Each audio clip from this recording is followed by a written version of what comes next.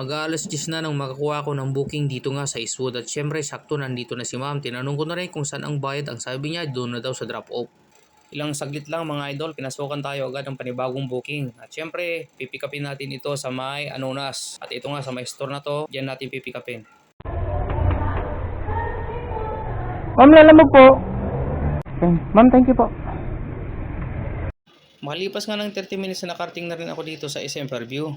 Bago nga pala ako makarating dito ay tinawagan ko na yung aking customer. Saktong-sakto nga dahil pagdating ko dito ay nandito na rin sir. Binigay ko na rin sa kanya yung pinadala sa kanya ng kanyang friend. At syempre pinicturean ko na rin para makita nila alabom na naibigay ko nga yung items. Ang fare niya mga idol is 135 pesos.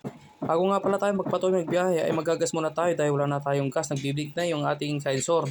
Pagkatapos nga natin magpagas mga idol ay pinasukan tayo agad ng booking. Dito pala mga idol sa store na to, palagi kong pinapick upan. At syempre, tuwing nagpapadala yan, nagbibigay ng pangmerienda ng mga rider, isang sandwich saka isang tubig na maliit. Sakto mga idol, gutom na ako.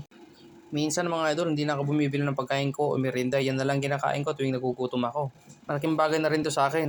Lalo na mga idol, pag yung mga daan walang mabilihan. Ayun na mga idol, nakarating na tayo dito sa ating drop off at yun na, pinasok na yung ating deliver. Mga ilang minuto lang ay pinasukan tayo agad ng panibagong booking at syempre dito nga sa store na to. Medyo malaking karton yata, nakikita ko baka ito nga yung papadala. Tinawag ko na pala si sir para ilabas na yung karton na dadaling ko. Mukhang mabigat nga yung papadala ni sir dahil pati siya nahihirapan siya. Kaya naman sinukat na namin sa likod ko kung magkakasya kaming dalawa. Mabuti naman saktong-saktong makakaupo pa ako. Sabi agad sa akin ni sir, doon na daw ang bayad sa drop off.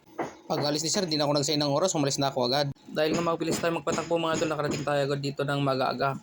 Siyempre, tinatanggal na natin yung mga tali ng karton para may deliver natin agad. Yung ating deliver pala ay mga milk tea, kapit sa paggawa ng milk tea.